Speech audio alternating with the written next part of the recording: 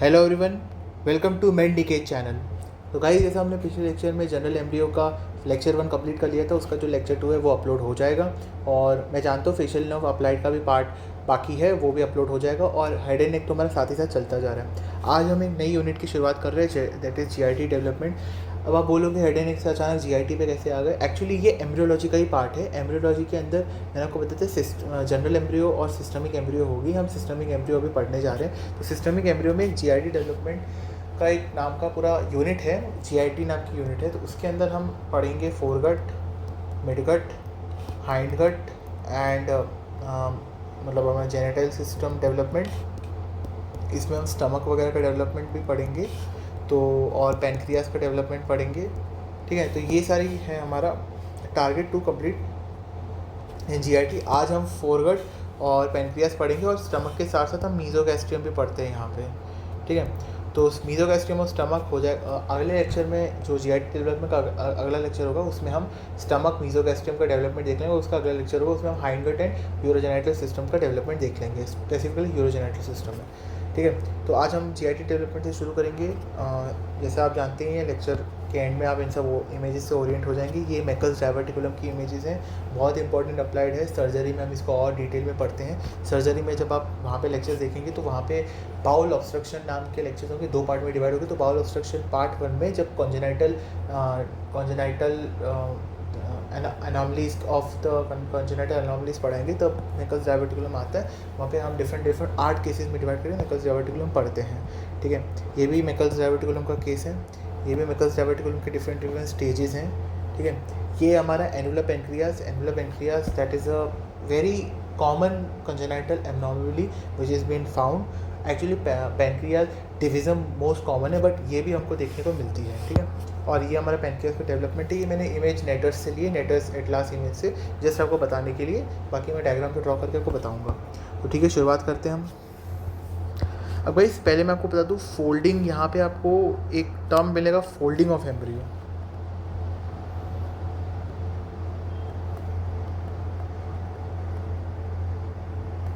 Folding of embryo, तो guys folding of embryo बहुत type की होती है। अभी हमारा जो मेन टारगेट है फोल्डिंग ऑफ एम्ब्रियो का एक डेडिकेटेड लेक्चर आएगा, बहुत थोड़ा कॉम्प्लेक्स लेक्चर रहता है वो हम देखेंगे। अभी हमारा जो मेन फोकस है that is cranio chordal folding cranio chordal folding of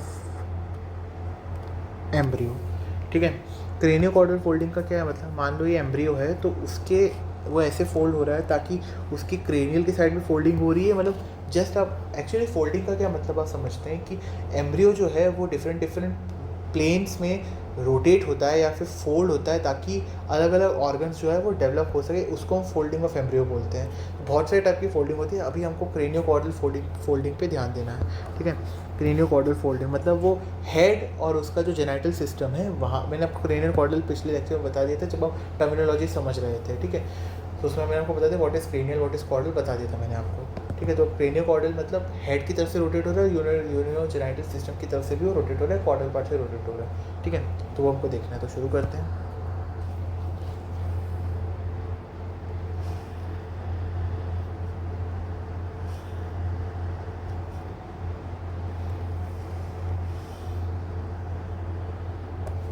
ये हमारा एम्ब्रियो है। ठीक है, अब इसके अंदर हम देखेंगे कैसे सब पूरा गट जीआईटी सिस्टम कैसे डेवलप होता है, वो हमको देखना है।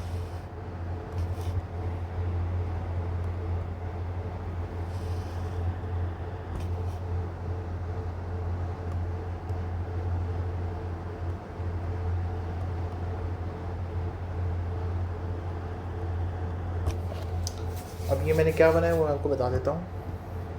पहले हम डिवाइड कर देते हैं इनको।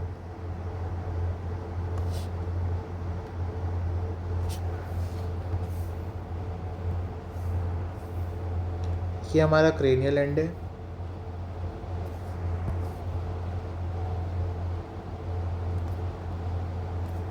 और ये हमारा कॉर्डल एंड है। ठीक है, ये क्या है, ये हमारी अम्बिलिकल कॉर्ड। तो आपको थोड़ा थोड़ा समझ आ रहा होगा। अज्यूम करिए वूम में बच्चा है, तो कैसे उसका डेवलपमेंट होगा वही हम देख रहे हैं। ये हमारा है अम्बिलिकल कॉर्ड, ठीक है। अब ये मैंने क्या डिवाइड किया है, ये एक्चुअली ये है हमारा फोरगट, ये हमारा मिडगट और ये हाइंडगट। तो हम इसको लिख देते हैं दिस इज़ आवर फोरगट। और मिडगट जो है पहले वो योग सैक रहता है, तो अभी इसको हम फ़िलहाल के लिए योग सैक लिखते हैं। ये फर्दर आगे जाके मिडगट में ही डिवाइड होता, मिडगट में ही बनता है, पर अभी इसको हम योग सैक कह रहे हैं, ठीक है। और ये हमारा है हाइंडगट, ओके।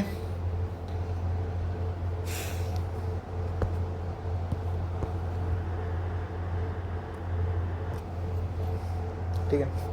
अब गाइस अब ये क्या देख रहे हैं, ये जो मैंने थोड़े से एक्सटेंशंस बनाए हैं, ये क्या देख रहे हैं बता देता हूँ आपको।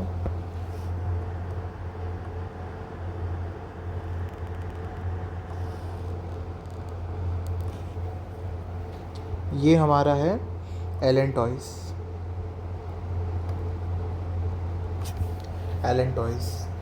ये है हमारा वाइटेलो,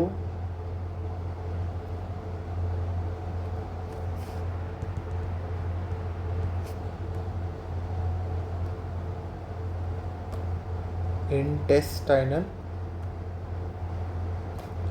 डक्ट,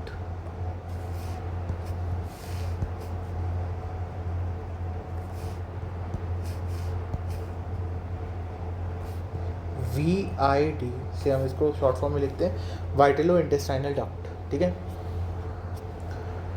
अब ये हमारा अम्बिलिकल कॉर्ड है। एक MCQ आता है, what are the contents of umbilical cord, ये MCQ आता है। तो दो कंटेंट्स तो खुद देख रहे हैं, दैट इज़ एलेंटॉइस एंड हमारा वाइटेलो इंटेस्टाइनल डक्ट। अब एक मिनट, उससे पहले बता दूँ, ये इस साइड से जो फोल्डिंग हो रही है ये हमारी क्रेनियल फोल्डिंग है, और इस साइड से जो फोल्डिंग हो रही है वो हमारी कॉर्डल फोल्डिंग है। तो ये है हमारी क्रेनियल फोल्डिंग और ये है हमारी क्वार्डल फोल्डिंग, इसलिए हम इसको बोलते हैं क्रेनियो क्वार्डल फोल्डिंग, ठीक है। अब उस MCQ की तरफ आ जाते हैं, जो आता है स्ट्रेट फॉरवर्ड, कहीं का भी क्वेश्चन बैंक सॉल्व करें आपको वहाँ पे आपको मिल ही जाएगा। Content of umbilical cord, contents लिख लेते हैं। सबसे पहले तो VID, ठीक है, एलेंटॉइस।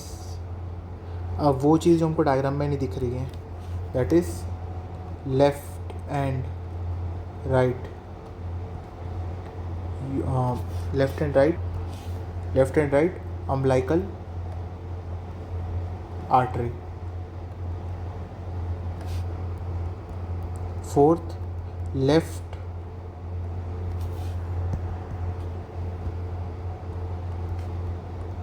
Umbilical when. यहीं पे बहुत कंफ्यूजन होता है कि लेफ़्ट अम्बिलिकल वेन है या राइट अम्बिलिकल वेन है, यहीं पे MCQ फंसा देते हैं, ठीक है।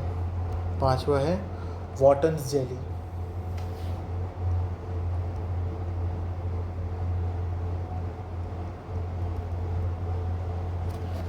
वॉटन्स जेली,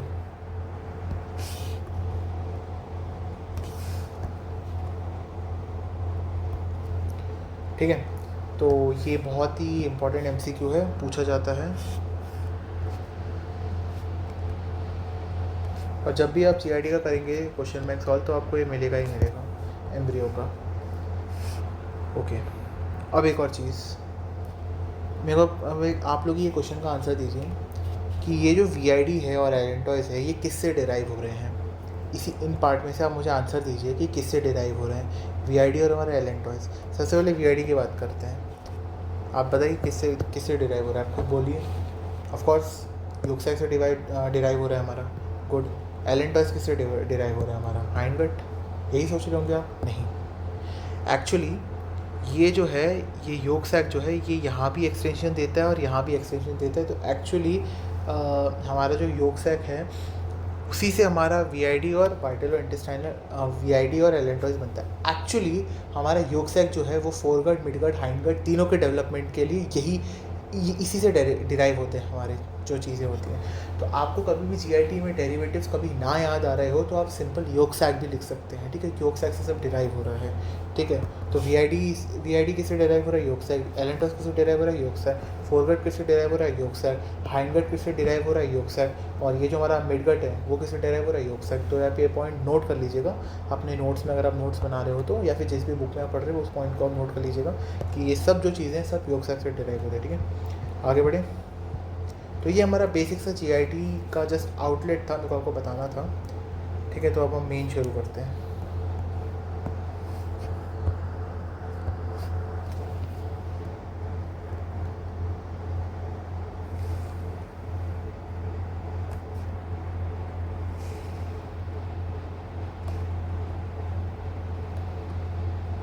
मान लीजिए ये ट्यूब जो है पूरी एक गट है, ट्यूब जो है पूरी एक गट है। अभी देखो, हमने जीआईटी को उसके फोल्डिंग के अकॉर्डिंग डिराइव किया, मतलब डिवाइड किया था according to the folding, cranio chordal folding के अकॉर्डिंग डिवाइड किया था। अब हम उसको अकॉर्डिंग टू जीआईटी को डिवाइड कर रहे हैं according to the arterial supply.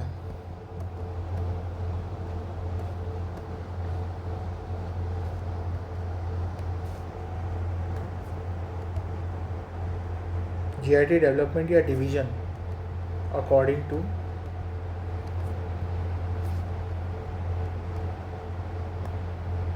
Arterial supply, okay.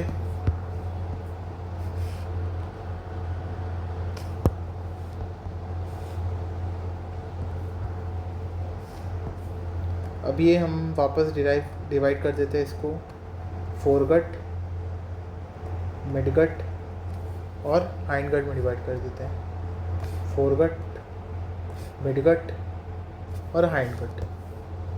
अब इसकी हम आर्टेरियल सप्लाई बता देते हैं। याद है जब मैं आपको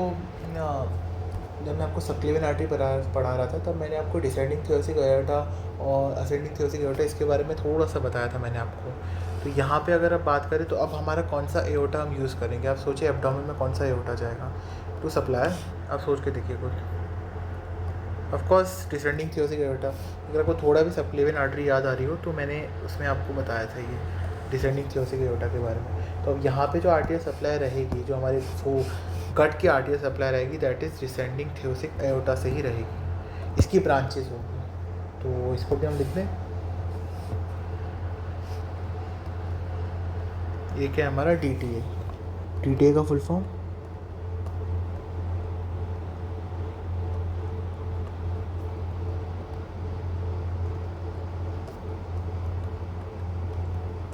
या फिर डिसेंडिंग थियोरेटिक एओर्टा का एक और नाम देते हैं एब्डोमिनल एओर्टा, क्योंकि अब एब्डोमेन में आ गया ना।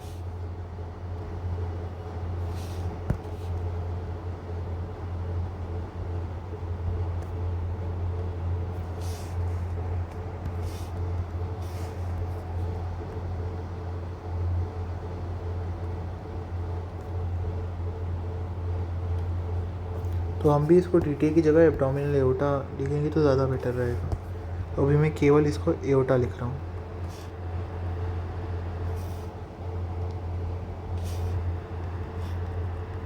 ठीक है। अब एओर्टा से एक ब्रांच होती है जो यहाँ सप्लाई करती है, एक ब्रांच होती है जो यहाँ सप्लाई करती है, और एक ब्रांच होती है जो यहाँ सप्लाई करती है। फोरगट, मिडगट, हाइंडगट की एक एक ब्रांचेस हैं या ट्रंक्स है जो सप्लाई कर रहे हैं। कौन कौन सी हैं ज़रा नाम देख लें।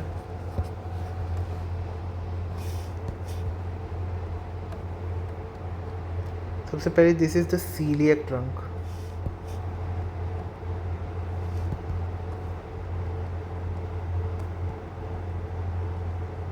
बहुत इंपॉर्टेंट है, जब हम स्टमक की आर्टरियल सप्लाई पढ़ेंगे वहाँ भी सीलियक ट्रंक का बहुत रोल रहेगा, ठीक है। ये है हमारी सुपीरियर मेसेंट्रिक आर्टरी,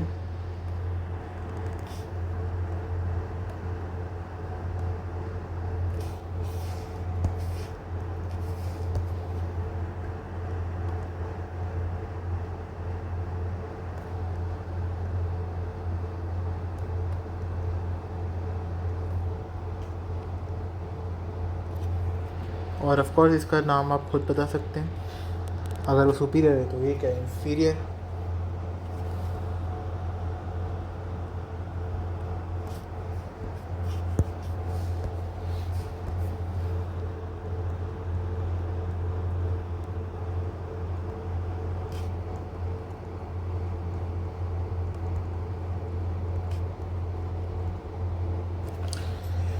ओके, तो गाइस थोड़ा सा मेरे को आपको बताना है एक चीज़ कि सीलियक ट्रंक और जो हमारे सुपीरियर मेजेंट्रिक आर्टरी रहती है, इनका ना ये कहाँ से कहाँ तक सप्लाई कर रहे हैं, ये वो एक स्टेटमेंट रहता है। जैसे सीलियक ट्रंक जो है दैट इज़ सप्लाइंग टिल यहाँ पे कुछ नाम होगा। अब एक्चुअली फोरगट और मिडगट के जंक्शन पे होता है मेजर ड्यूडेनल पैपिले। हम बहुत डिटेल में इसको पढ़ेंगे जब हम पैनक्रियाज वगैरह पढ़ेंगे, वहाँ पे हम papillae, major duodenal papillae, minor duodenal papillae सब पढ़ेंगे। पैनक्रियाज का जब ड्यूडेनल सेकंड पार्ट में जब खुलता है तब हम पूरा देखेंगे उसको डिटेल में, ठीक है। अब गाइस ये देखिएगा कि फोरगट जो है वो उसकी जो सीलियक ट्रंक है, जो उसकी आर्टियल सप्लाई है, वो जो है वो फोरगट को पूरा नहीं सप्लाई कर रही, वो उसको just major duodenal papillae supply कर रही है, ठीक है। और जो हमारी सुपीरियर मेसेंट्रिक आर्टरी है दैट इज़ सप्लाइंग टिल हमारा यहाँ तक, एंड दैट इज़ इस पॉइंट को बोलते हैं the junction of the right 2/3 and left 1/3 of the transverse colon, transverse mesocolon या ट्रांसवर्स कोलॉन, ठीक है। तो आप सीलियक ट्रंक का एक पॉइंट लिख सकते हैं कि it supplies till the major duodenal papillae, और जो सुपीरियर मेसेंट्रिक आर्टरी है it supplies from the major duodenal papillae to the junction of the right 2/3 and left 1/3 of transverse mesocolon. Okay, तो ये हम लिख लेते हैं, इम्पॉर्टेंट है। पहले हम यहाँ पे लिख देते हैं कि यहाँ पे क्या मिलता है हमको।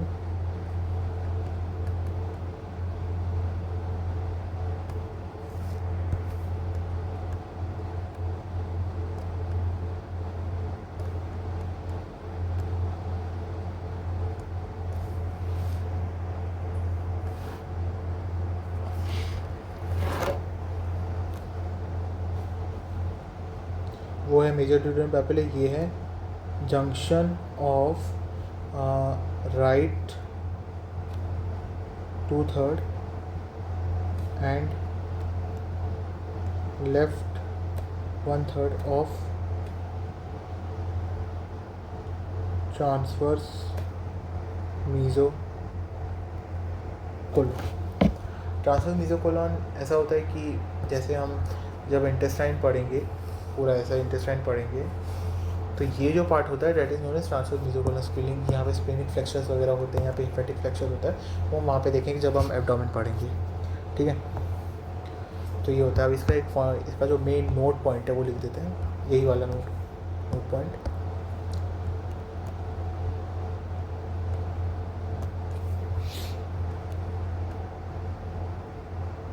Celiac trunk supplies till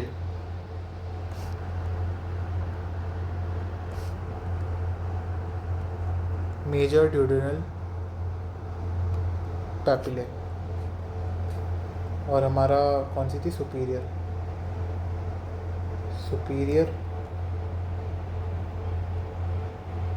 mesenteric artery supplies from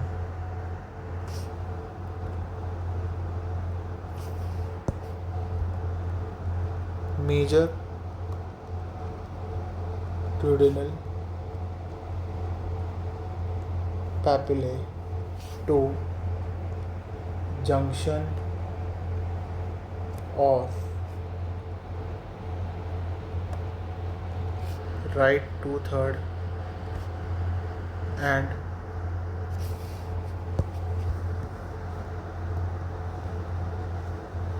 left 1/3 of transverse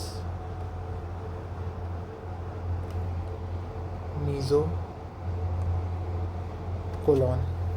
ठीक है। तो ये नोट पॉइंट आप याद रखिएगा, क्योंकि एमसीक्यूज़ में जब स्टेटमेंट बेस्ड क्वेश्चन आते हैं तो वहाँ पे इस पॉइंट पे ये लोग फंसाते हैं, ठीक है।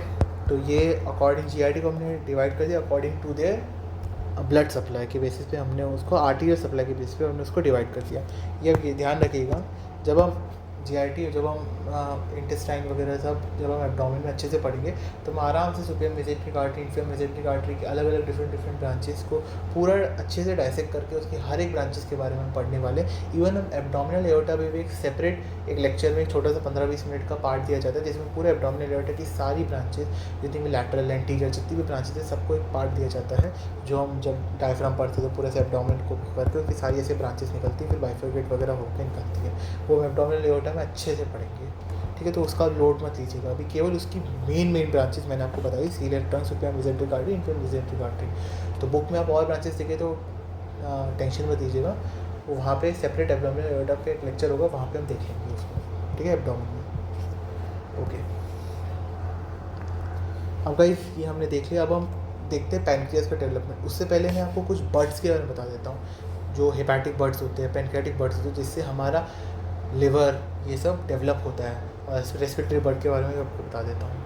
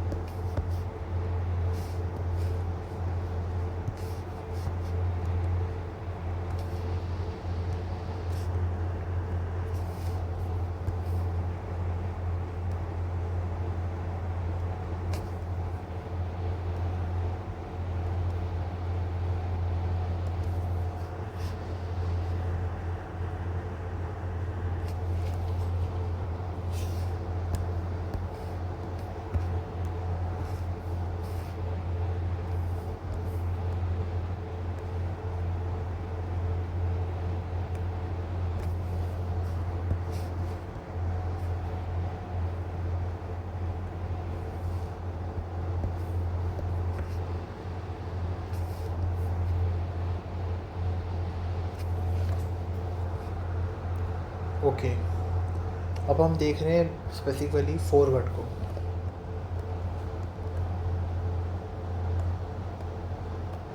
अब हमारा मेन फोकस है फोरगट। मैंने बोला था फोरगट, मिडगट, हाइंडगट, तो ये हमारा है फोरगट। फोरगट से कुछ बर्ड्स निकलते हैं। क्या है उन बर्ड्स का नाम? सबसे पहले इसका नामकरण कर देते हैं। This is respiratory bird.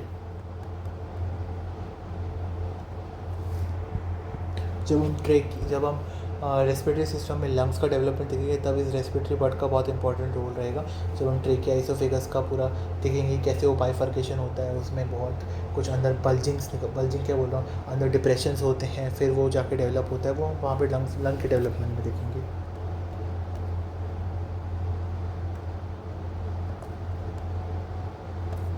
Respiratory bird.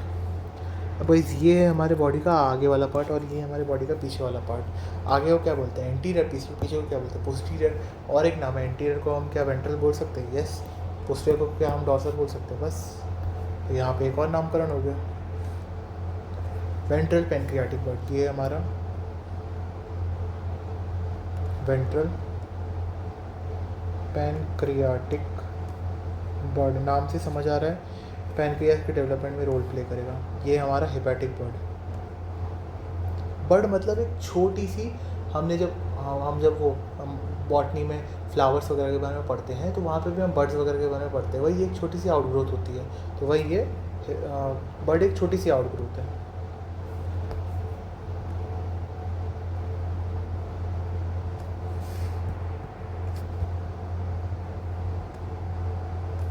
और ये मैंने आपको, अगर एक वेंट्रल है तो ऑफकोर्स डॉर्सल तो एग्जिस्ट करेगा ही करेगा।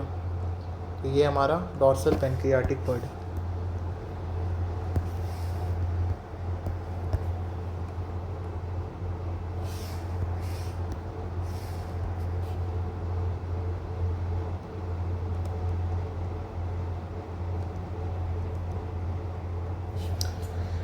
ये हमारा डॉर्सल पैनक्रियाटिक बर्ड, ठीक है। अब एक बात, लिवर का डेवलपमेंट हमको डिटेल में नहीं देखना, ऑल्दो हमको पोर्टल वेन का डेवलपमेंट डिटेल में देखना है, क्योंकि उस पर MCQ आए हुए हैं INSCT और नीट पीछे पे। लिवर के डेवलपमेंट के बारे में बस 2 पॉइंट।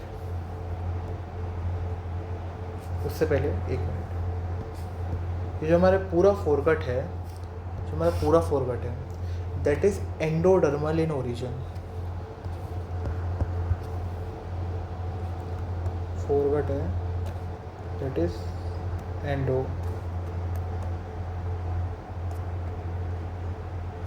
इन ओरिजिन। इसका क्या मतलब हुआ कि यहाँ पे जितने भी बर्ड्स हैं क्या उन सबका एंडोडर्मल ओरिजिन होगा? यस, मतलब रेस्पिरेटरी बर्ड का भी एंडोडर्मल ओरिजिन होगा, वेंट्रल का भी एंडोडर्मल ओरिजिन होगा, डॉर्सल का भी एंडोडर्मल ओरिजिन होगा, क्योंकि ये सब इसी से निकल रहे हैं ना, ऑफ कोर्स है। तो इन सब का एंडोडर्मल ओरिजिन होगा। तो क्या मैं लिख सकता हूँ कि इसका भी एंडोडर्मल ओरिजिन है?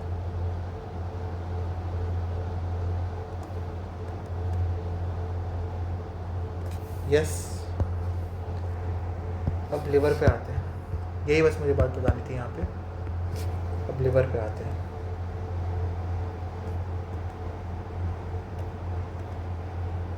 Liver development, 2 point.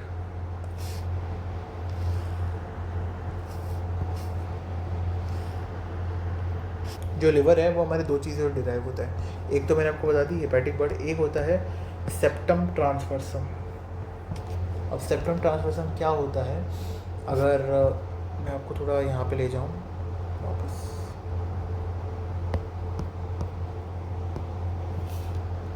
ये जो चीज़ होती है ना अनडिवाइडेड पार्ट, ये सबसे टॉप मोस्ट वाला पार्ट, ये इसी को हम सेप्टम ट्रांसवर्सम बोलते हैं। जब आप जनरल एम्ब्रियो का जब हम सेकंड लेक्चर करेंगे वहाँ पे मैं आपको और डिटेल में सेप्टम ट्रांसवर्सम के बारे में बताऊंगा। एक्चुअली जो सबसे टॉप मोस्ट वाला ये वाला पार्ट होता है इसको हम सेप्टम ट्रांसवर्सम बोलते हैं। हम इसको जनरल एम्ब्रियो में कवर करेंगे। अभी आप नाम सुन लीजिए, ठीक है? अभी आप याद रखिए इस वाले पार्ट में कहीं तो एक सेप्टम ट्रांसफर नाम की कोई चीज़ होती है, वो हम जनरल एम्ब्रियो में सेकंड लेक्चर में डिस्कस करेंगे। अभी आप याद रखिए टॉप मोस्ट पॉइंट हमारे एम्ब्रियो में सबसे आगे वाला, सबसे एंटीरियर, सबसे क्रेनियल कोई चीज़ है तो वो सेप्टम ट्रांसवर्सम है।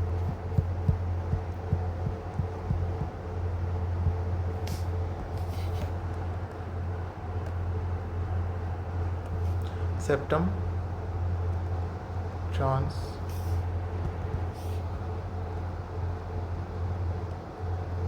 ट्रांसवर्सम और किससे डिराइव होता है? वो हेपेटिक बर्ड।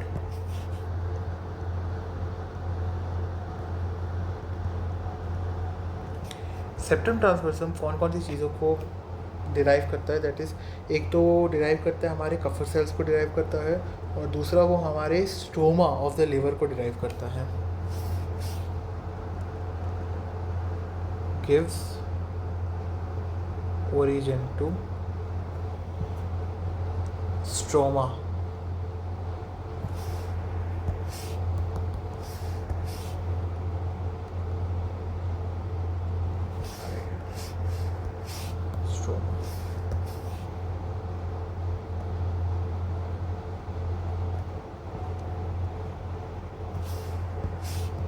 स्ट्रोमा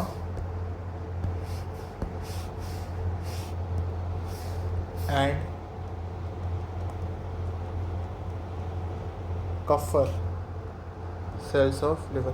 कफर सेल्स के macrophage cells of the liver, patho में आप पढ़ेंगे अच्छे से इनको। Gives origin to stroma and Kupffer cells of the liver. Hepatic bud, hepatic bud किसको ओरिजिन देता है? हेपेटिक बर्ड जो है वो हमारे हेपेटोसाइट्स और एंटायर बिलियरी अपैरेटस को ओरिजिन देता है। गिव्स ओरिजिन टू एंटायर, उससे पहले hepatocytes,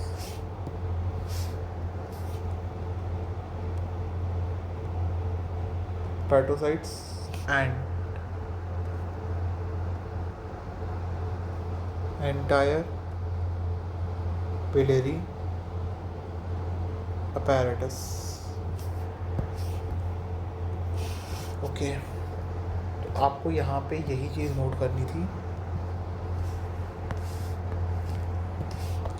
one is septum transversum, one is hepatic bud. Okay, ये मुझे चीज़ आपको बतानी थी। लिवर डेवलपमेंट में इन दोनों चीज़ों से एमसीक्यू आते हैं।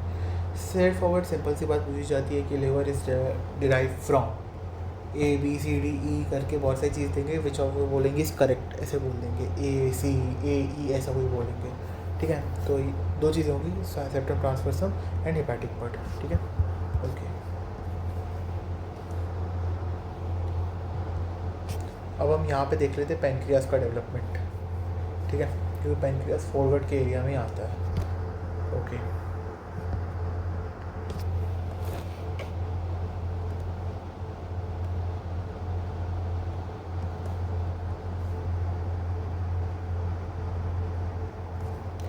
Development of pancreas, pancreas. तो अब हमको केवल और केवल इन दोनों चीज़ों से मतलब है, इससे मतलब नहीं है। तो मैं अब केवल इन दोनों को हटा के केवल इस पार्ट को फोकस करके और ये वाला पार्ट बना रहा हूँ, ठीक है, क्योंकि अब इससे और इससे हमको कोई मतलब नहीं, अभी हमको इससे और इससे ही मतलब है। ओके,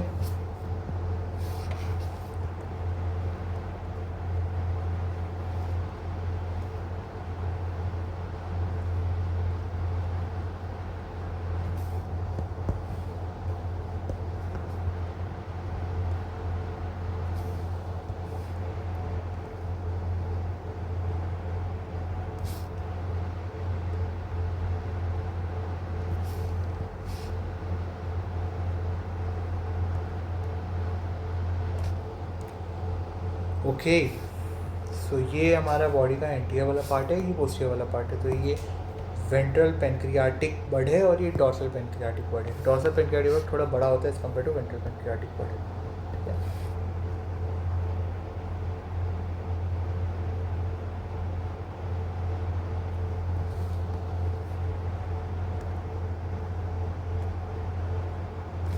इनके अंदर डक्ट्स होती है, इनके बड्स पे ही उन डक्ट्स का नाम है। One is ventral pancreatic duct, another one is dorsal pancreatic duct. Of course वो थोड़ी बड़ी होगी क्योंकि डॉर्सल पेनक्रियाटिक डक्ट भी बड़ा है।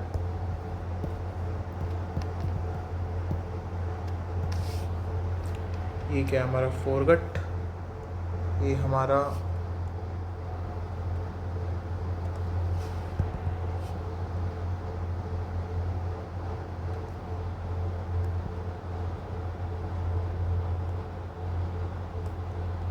डॉर्सल पेनक्रियाटिक बड और ये हमारा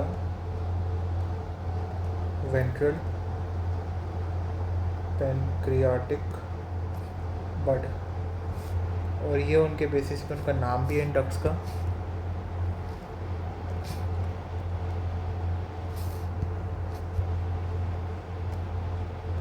वेंट्रल पेनक्रियाटिक डक्ट और ये हमारा डॉर्सल पेनक्रियाटिक डक्ट। ओके, अब क्या होता है, अब ध्यान से सुनिएगा। अब होता है रोटेशन। क्या होता है, ये ना पूरा से रोटेट करता है। यहाँ पे क्या रहता है, डॉर्सल पेनक्रियाटिक बड जो होती है फिक्स रहती है, it doesn't rotates in normal conditions. केवल वेंट्रल पेनक्रियाटिक डक्ट जो होती है वो बड होता है, वो रोटेट करके यहाँ आता है, ठीक है। तो ये पूरा ऐसे रोटेट करता है ताकि ये जो डक्ट है वो यहाँ आ सके, तो ये यहाँ आ जाता है। इसको बोलते हैं एक्सियल रोटेशन।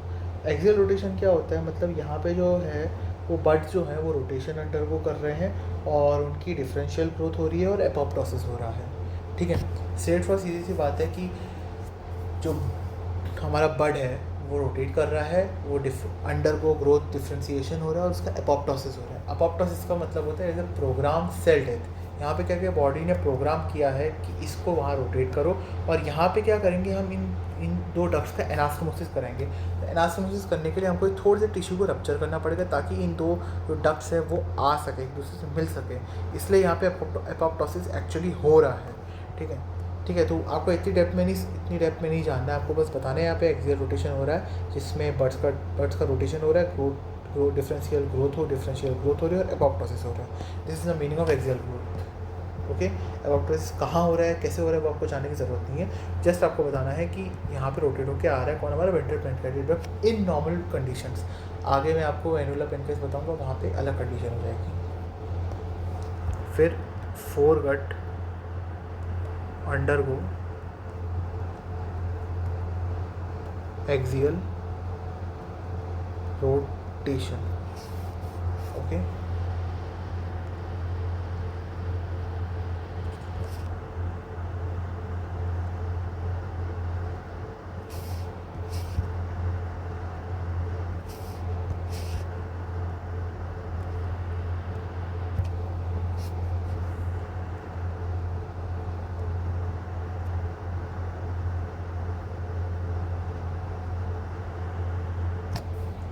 क्या हमारी 2 डक्ट्स आ चुकी है यहाँ पे?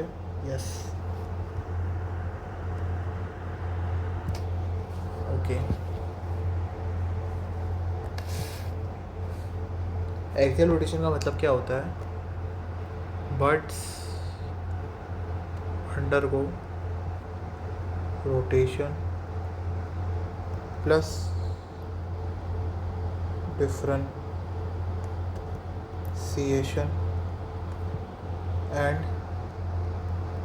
एपोप्टोसिस। अपने फिजियो के फर्स्ट चैप्टर में इसके बारे में पढ़ा होगा, एपोप्टोसिस, प्रोग्राम सेल डेथ, और उसकी डिटेल आप पैथो के फर्स्ट लेक्चर में, फर्स्ट चैप्टर में पढ़ने वाले हो। अब क्या अगर इनकी बर्ड्स रोटेट होके आए हैं केवल वेंट्रल पेनक्रियाटिक, तो बर्ड तो क्या इनके डक्ट्स भी रोटेट होके आए हैं? बिल्कुल। तो यहाँ पे इनके डक्ट्स भी रोटेट होके आए हैं। अब क्या होगा, इन दोनों डक्ट्स के बीच में एनास्टोमोसिस होगा।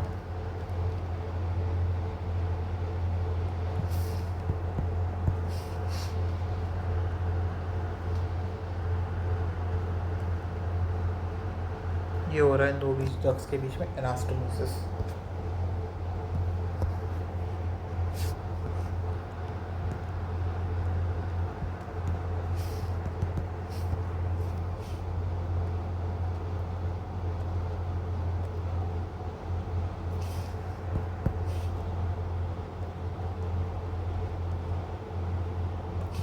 Between both duct.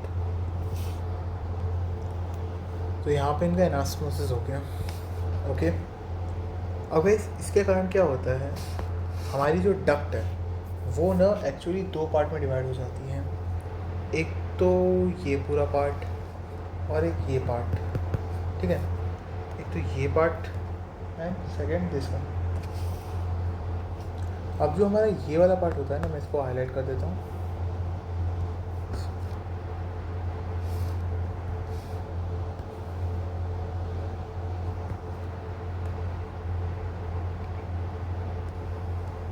अब जो ये हमारा पार्ट है ना, इसको हम बोलते हैं मेन पैनक्रियाटिक डक्ट। एक मेन और एक मेजर में बोल सकते हैं मेजर, और एक होते हैं एक्सेसरी पैनक्रियाटिक डक्ट। जो मेन पैनक्रियाटिक डक्ट है उसका नाम है duct of Wilson and duct of Santorini. जो हमारी ये जो एक्सेसरी पैनक्रियाटिक डक्ट है उसका नाम है डक्ट ऑफ सेंट्रोनी, एंड जो हमारी मेन पैनक्रियाटिक डक्ट है उसका नाम है duct of Wilson. Okay, sorry वो पहले गलती हो गई थी। ये जो है ये हमारी एक्सेसरी पैनक्रियाटिक डक्ट, तो इनका हम नोट भी कर लेते हैं इनको। जो हमारी ये वाली डक्ट है, ये वाले कलर की डक्ट है,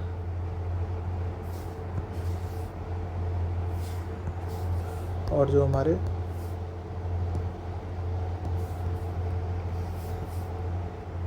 ये वाले कलर की डक्ट है, अलग अलग है। ये हमारी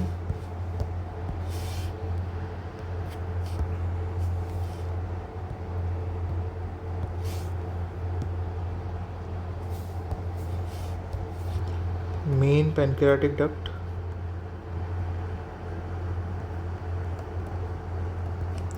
या फिर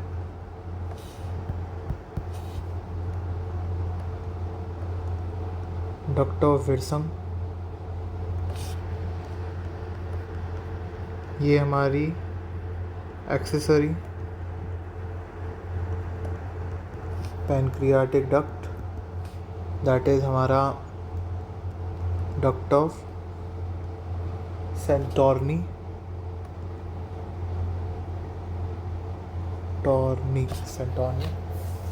ठीक है। ओके। अब गाइस इनके ना कुछ डेरिवेटिव्स होते हैं पैनक्रियाज, मतलब इसी से हमारा जो डक्ट है, या फिर आप बोल सकते हैं कि जो हमारा जो हमारे बर्ड्स हैं उससे अलग अलग पार्ट्स ऑफ पैनक्रियाज डिराइव होते हैं। तो वो क्या है वो हमको नोट करना है, क्योंकि वो MCQs में आता है। तो हम लिख सकते हैं यहाँ पे एक चीज़ लिख देते हैं कि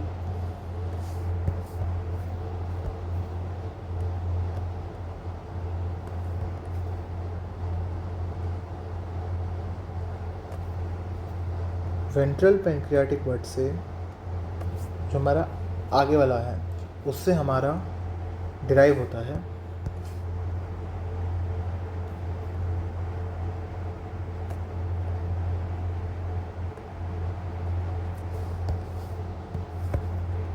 gives rise to lower head of pancreas. Second, unsenate process. Unsenate process. अब हमारा जो डॉर्सल बर्ड ऑफ पैंक्रियाज है, dorsal pancreatic bird,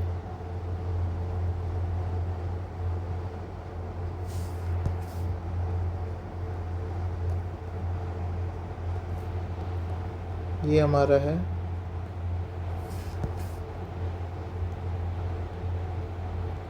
gives rise to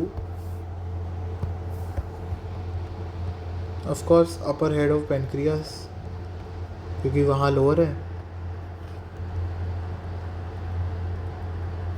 second हमारा टेल, फिर बोल सकते हो head, then tail of pancreas. ठीक है, head tail of pancreas and neck of pancreas.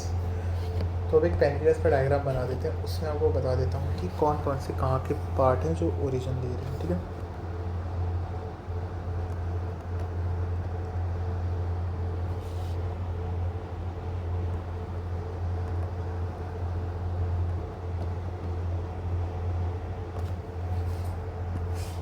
ये हमारा पैनक्रियास है, थोड़ा इस शेप का दिखता है. ये पार्ट जो है वो ड्यूडेनम यहाँ पे आ जाता है, ये ड्यूडेनम पूरा आ जाता है यहाँ पे, उससे रिलेटेड होता है ये, वो बाद में देखेंगे.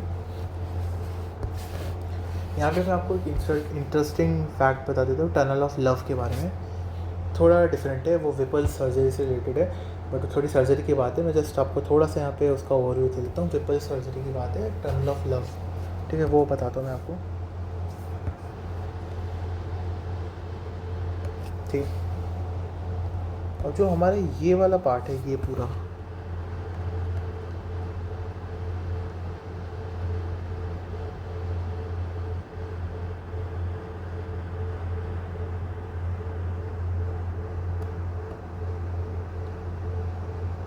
आप इस वाले पार्ट को थोड़ा सा फास्ट फॉरवर्ड कर सकते हैं.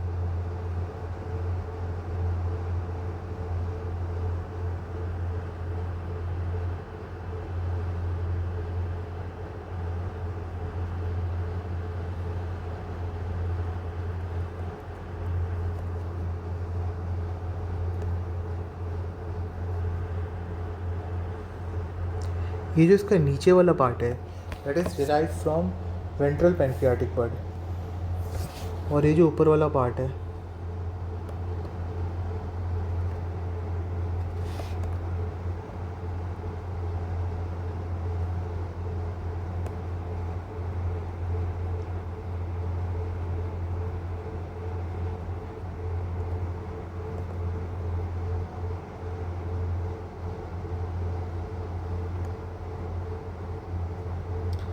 हाँ, ये जो ऊपर वाला पार्ट है, ये पूरा का पूरा हमारा डिराइव्ड है किससे, डॉर्सल पैनक्रियाटिक बर्ड से, और ये वाला पार्ट किससे डिराइव है, वेंट्रल पैनक्रियाटिक बर्ड से. ठीक है, तो लिख दीजिए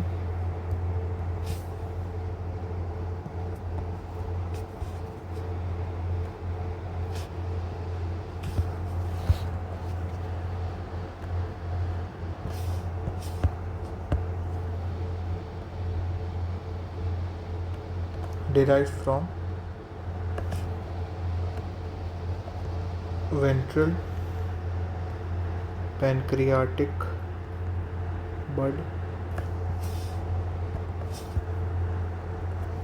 और ये जो हमारा पार्ट है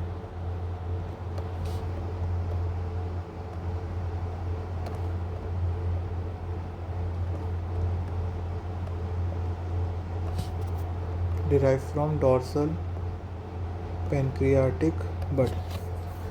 अब गाइस, जब हमको पैनक्रियास की सर्जरी वगैरह करनी होती है तो हम एक्चुअली ना विपल सर्जरी करनी होती है. विपल सर्जरी क्या है वो हम सर्जरी में पढ़ेंगे, जिसमें आपको उसका एक बात बता देता हूँ कि ये जो पूरा ग्रूव है, ये जो आपको ग्रूव पूरा दिख रहा है, इसको हम बोलते हैं टनल ऑफ लव. क्या बोलते हैं इसको, टनल ऑफ लव क्यों बोलते हैं? एक्चुअली यहाँ पे ना जो हमारी सुपीरियर मेसेंट्रिक आर्टरी है और जो हमारी सुपीरियर मेसेंट्रिक वेन है वो दोनों सेम जगह लाई करते हैं, इसलिए हम इसको टनल ऑफ लव कहते हैं। Nothing more concept. ये हमारी है सुपीरियर मेसेंट्रिक आर्टरी और ये है हमारी superior mesenteric when.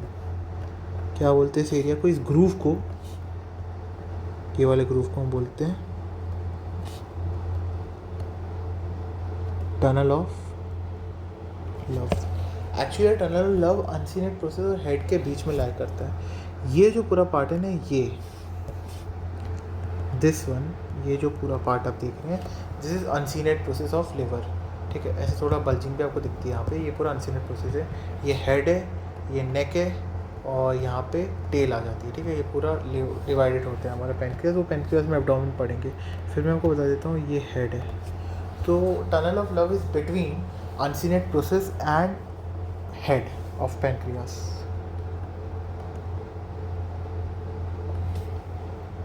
Between head and uncinate process UP. Okay, अब ये जो टनल लव है इसका इम्पोर्टेंस क्या है?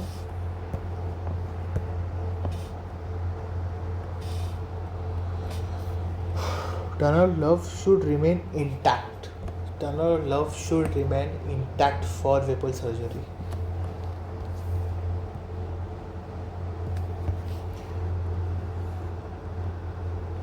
मतलब ये बचे रहना चाहिए, ये ग्रूव बचे रहना चाहिए। This should remain intact for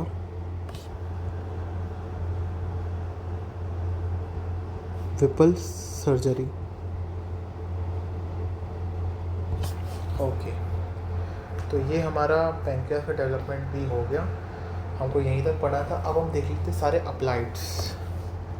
यहाँ पे भी एक अप्लाइड था जो मैंने आपको नहीं बताया, अब मैं बताऊँगा कि जब वाइटल और इंटेस्ट क्या होता है। एक बात आप दो नोट कर लीजिएगा, जितने भी ये VID है, एलेंटॉइस है, जब हमारा एम्ब्रियो का डेवलपमेंट होता है तो उसके बाद ये सब अपोप्टोसिस होके ख़त्म हो जाते हैं। ये इनका प्रोग्राम सेल डेथ होके ये सारी चीज़ें ख़त्म हो जाती हैं। अगर इनमें से कोई भी चीज़ परसिस्टेंट रह गई तो कोई ना कोई कंजेनिटल एनोमली को मतलब कंजेनिटल एनोमली को उसमें उसका योगदान करती है।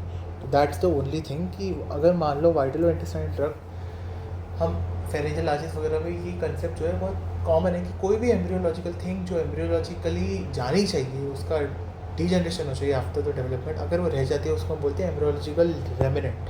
क्या बोलते हैं? Embryological remnant. कोई भी चीज़ बचा ना, रेमिनेंट बोलते हैं। तो अगर उनमें से कोई भी चीज़ रह गई तो ऑफकोर्स है कुछ कंजेनिटल एनोमली करेगी। तो यहाँ पे वो चीज़ है vital intestinal tract. Vital intestinal tract of course चली जानी चाहिए आफ्टर डेवलपमेंट, पर वो अगर परसिस्टेंट रह गई it can give rise to diverticulum that is known as Meckel's diverticulum. क्या है वो, उसका हम देखेंगे अच्छे से अभी।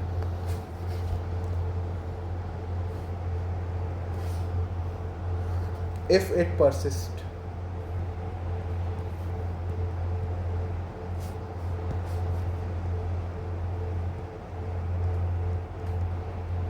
then give rise to Meckel's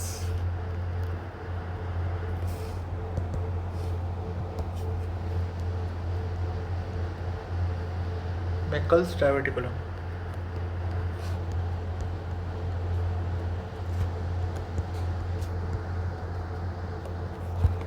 Okay, this is the applied of this part.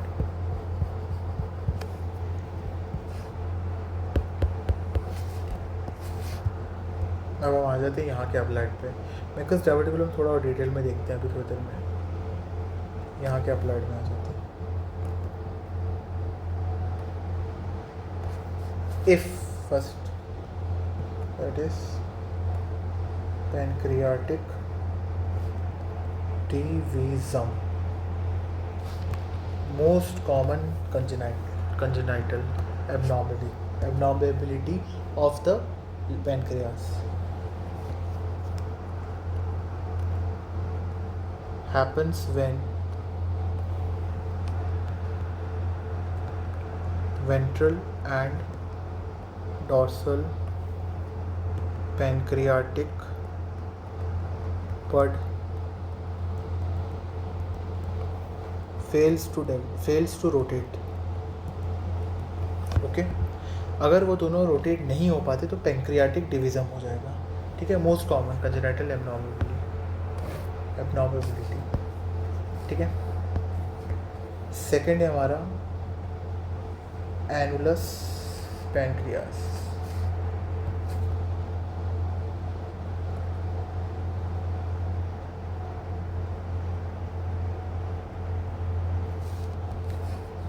क्या होता है, मैंने आपको एक बात बताई थी यहाँ पे कि हमारा केवल और केवल वेंट्रल पैंक्रियाटिक बर्ड जो रोटेट होकर डॉर्सल पैंक्रियाटिक बर्ड के पास आता है. पर क्या हो कि हमारा दोनों बर्ड्स रोटेट होकर एक दूसरे की तरफ आ जाए, तो क्या करते हैं जब दोनों बर्ड्स एक दूसरे की तरफ आते हैं, जब ये भी यहाँ आता है और ये भी यहाँ आता है, तो क्या कर रहे हैं कि ये रिंग का फॉर्मेशन कर देते हैं.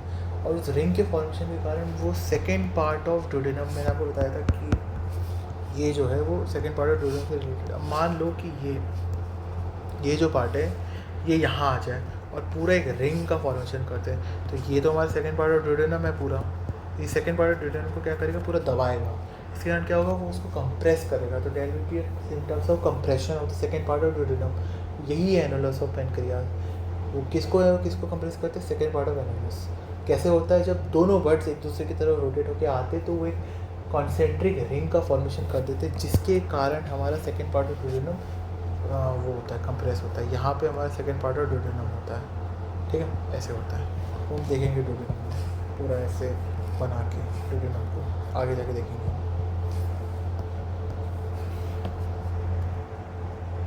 When both buds rotate towards each other,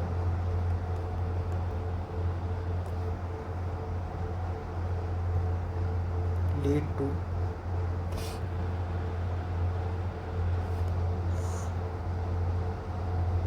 formation of concentric ring of pancreas around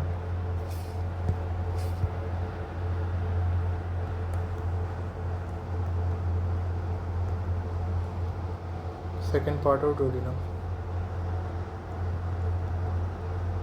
lead to compression of second part of duodenum. ओके, इम्पॉर्टेंट थिंग जो आपको यहाँ पे नोट करनी है, second part of duodenum.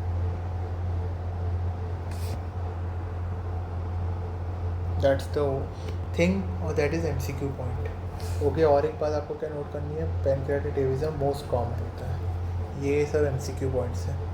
Okay, अब मेकल्स डायवर्टिकुलम को थोड़ा डिटेल में देख लेते हैं.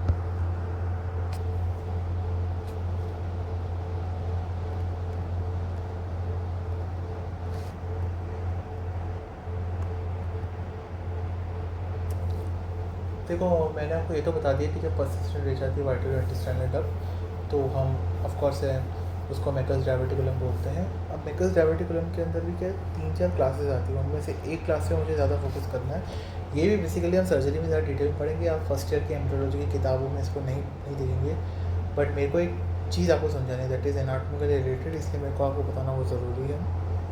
That is डाइवर्टिक्यूलेक्टॉमी. डाइवर्टिकुलम को हटा देना, डाइवर्टिक्यूलेक्टॉमी. दैट्स द ओनली थिंग जिसके लिए मेरे को आपको ये बात बतानी पड़ रही है. ठीक है ना.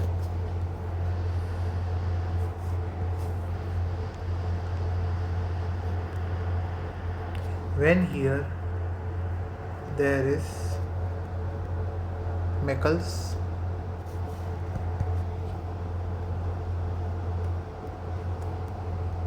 डाइवर्टिक्यूलाइटिस, मतलब इन्फ्लामेशन हो जाना यहाँ पे कहीं ना कहीं पे। इसका मैनेजमेंट कैसे करते हैं हम, या फिर इसका ट्रीटमेंट कैसे करते हैं हम, दैट इज़ वाया डाइवर्टिक्यूलेक्टॉमी। इसमें क्या करते हैं, डाइवर्टिक्यूलेक्टॉमी के बारे में आपको बता देता हूँ। इसमें क्या करते हैं हम,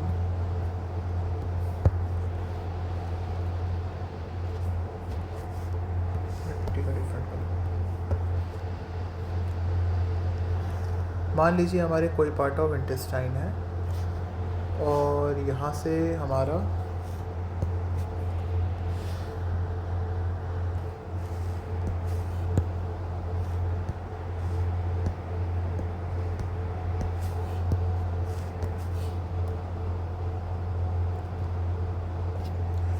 हमारा कोई ना कोई पार्ट पे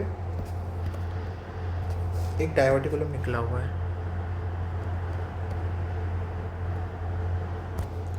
मान लीजिए कोई डाइवर्टिकुलम हमारा निकला हुआ है, तो अब इसको ट्रीट कैसे करना है, डाइवर्टिक्यूलेक्टॉमी करनी है। कैसे करेंगे, हम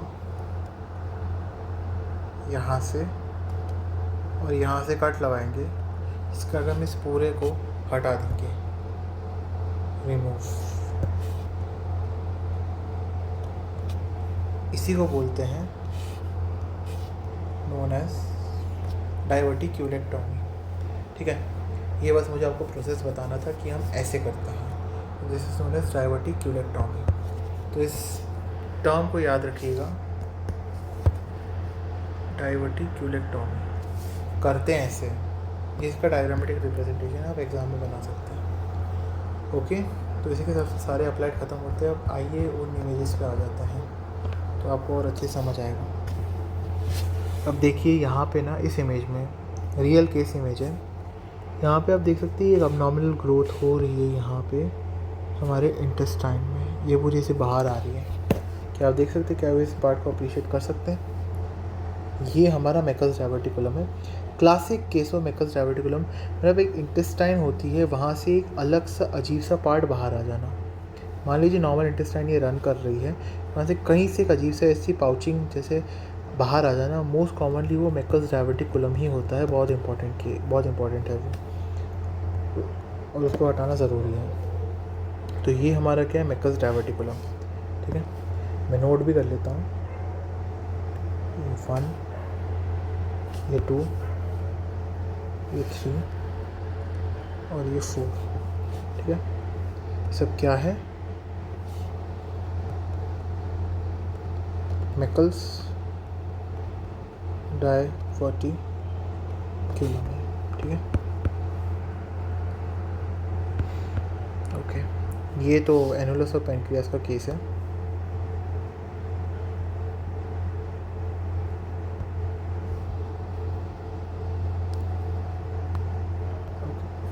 ये तो एनुलस ऑफ पैनक्रियास का केस है।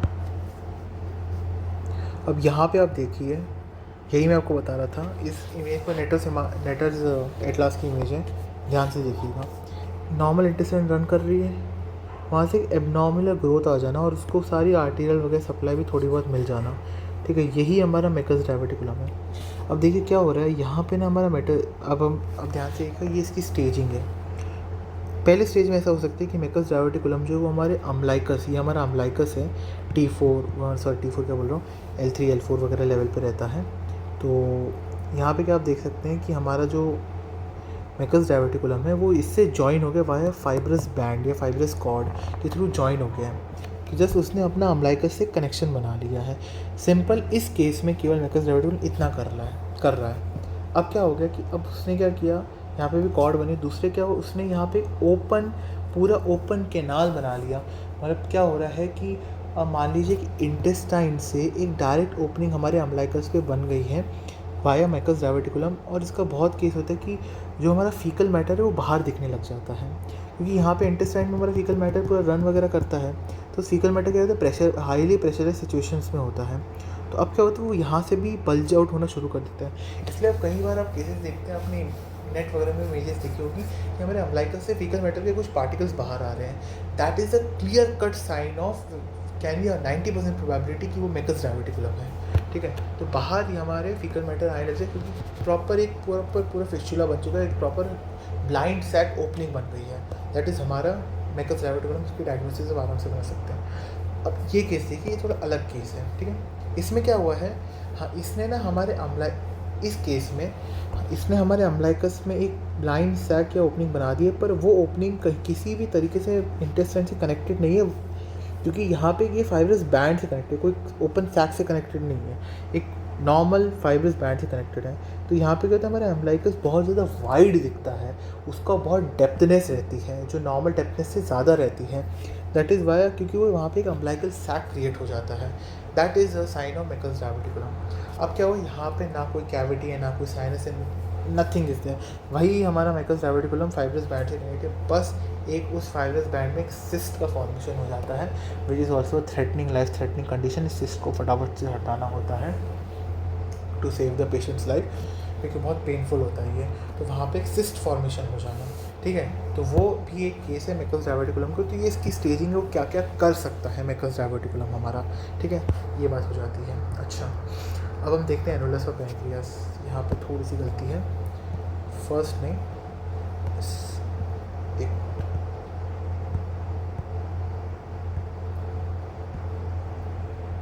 Second part, okay. अब गाइस यहाँ पे आप नोट कीजिएगा, ये हमारा पैंक्रियास है, ठीक है ना, और ये हमारा डुओडेनम का सेकेंड पार्ट है। अब देखिएगा यहाँ पे, अगर आप ध्यान से देखिए तो ये जो हमारा पैंक्रियास है, इसने कॉन्सेंट्रिक रिंग बना ली है। जो पीछे का रेट्रोपेरिटोनियन पार्ट है वो दिख नहीं रहा है, पर आप देखिएगा ये पैंक्रियाटिक टिश्यूज़ हैं। इस पैंक्रियाटिक टिश्यूज़ ने हमारे सेकेंड पार्ट ऑफ डुओडेनम को पूरा इससे कवर कर लिया है, पूरा का पूरा से कवर कर लिया है, जो इसको कंप्रेस कर रहा है सेकेंड वाले पार्ट को। तो ये स्ट्रेट फॉरवर्ड केस है, एनुलस ऑफ एनुलर पैंक्रियास का केस है, कंजेनाइटल एबनॉर्मेबिलिटी है, जहाँ पे पैंक्रियास के जो बड्स हैं वो पूरे का पूरा उसको कवर करके, रोटेट करके पूरा उसको कवर कर दे सेकेंड पार्ट को, जिससे वो कंप्रेस हो जाए पूरा second part. That's the simple case of annulus pancreas, real life case है। ओके, अब ये सीटी स्कैन है। क्या सीटी स्कैन है बताना ज़रूरी है। यहाँ पे क्या है, ये हमारा सेकेंड पार्ट ऑफ डुओडेनम है, ठीक है, सेकेंड पार्ट ऑफ डुओडेनम है, इसको कंप्रेस्ड है ये थोड़ा सा। नॉर्मल सीटी स्कैन आप जब देखेंगे तो वहाँ पे ये थोड़ा सा पार्ट जो थोड़ा बड़ा रहता है, ये हमने उस पार्ट पे लिए जहाँ पे हमको सेकेंड पार्ट ऑफ डुओडेनम दिख सके, ठीक है। ये हमारा लिवर वगैरह ये अलग, ये इस पर ध्यान मत दीजिएगा, ठीक है, ओके। तो ये हमारा क्या है, सेकेंड पार्ट डुओडेनम है। ये क्या हो रहा है, यहाँ से और यहाँ से कंप्रेस हो रहा है, ठीक है। ये बहुत क्लासिक सीटी स्कैन है, हर एमसीक्यूज़ वगैरह में यही दिया जाता है, कंप्रेस हो रहा है, तो ठीक है। तो नॉर्मली आप देखेंगे, नॉर्मल से थोड़ा सा ही कंप्रेस्ड है, तो ये एनुलस ऑफ पैंक्रियास का केस है, क्योंकि सेकेंड पार्ट डुओडेनम यहाँ पे इन्वॉल्व है, मतलब एनुलस ऑफ पैंक्रियास है, वो इसको पूरा बर्ड जो है वो पूरा इसको कंप्रेस करके दबा रहे हैं, ठीक है। तो ये भी एक एनुलस ऑफ पैंक्रियास का केस है, सीटी स्कैन है, ठीक है। अभी हम रोटेशन देख लेते हैं ये वाला, ठीक है। वो ये जो हमारा क्या है, पैंक्रियास क्या बोलते हैं, हमारा लिवर और वो पैंक्रियास का डेवलपमेंट बता रहे हैं यहाँ पे थोड़ा सा। अभी यहाँ पे देखेंगे हिपैटिक डक्ट है, मेरे को क्या बताना था आपको, हाँ ये देखिए, हाँ ये फोरगट है, ये डॉर्सल पैंक्रियाटिक है और ये वेंट्रल पैंक्रियाटिक है, बड है, दोनों एक बड जैसी आपको दिख रही है, मतलब वो क्या बोलते हैं, बड जैसे आपको स्ट्रक्चर दिख रहा है, वही बात है। अब यहाँ पे भी देखिए वेंट्रल पैंक्रियाटिक बड है, डॉर्सल पैंक्रियाटिक बड है, यहाँ पे ये आ चुका है, ठीक है। अब ये पूरा रोटेट होगा, और यहाँ पे आप देखिए पूरा रोटेट हो रहा है, ठीक है। इसके पीछे से पोर्टल वेन जा रही है, पोर्टल वेन का जब हम पढ़ेंगे तो पोर्टल वेन का यहाँ पे फॉर्मेशन होता है, हेड के जस्ट पीछे होता है, पोस्टीरियर का फॉर्मेशन होता है, यहाँ पे हमारी स्प्लेनिक वेन्स वगैरह आती हैं, वो मिलती है, वो दैट्स अ डिफरेंट टॉपिक, ठीक है। तो यहाँ पे ये और ये हमारा सेकेंड पार्ट ऑफ डुओडेनम है, आप देख सकते हैं। तो यहाँ पे अभी तो ये रोटेट हो गया है, अब इन दोनों के बीच में आप देख सकते हैं एनास्टोमोसिस हो रही है, आप देख रहे हैं ये एनास्टोमोसिस हो रही है एक्सेसरी। और अब यहाँ पे एक दो चीज़ें बन गई, ये पूरी की पूरी बन गई हमारी मेन पैंक्रियाटिक डक्ट, और ये हमारी क्या बन गई, एक्सेसरी पैंक्रियाटिक डक्ट, जो मैंने आपको बता के रखा था। तो ये हमारा डेवलपमेंट ऑफ पैंक्रियास हो गया। तो गाइस इसी के साथ हमारा ये लेक्चर ख़त्म होता है। अगला लेक्चर हमारा देखते हैं किस पे होगा, या तो फेशियल नर्व होगा, या जनरल एम्ब्रियो होगा, या फिर हम जीआईटी के डेवलपमेंट को कंटिन्यू करेंगे, या हेड एंड नेक भी कंटिन्यू कर सकते हैं, ठीक है। तो इसी के साथ साथ हमारा ये वाला जीआईटी का डेवलपमेंट, ये पार्ट ऑफ द लेक्चर ख़त्म होता है। Thank you.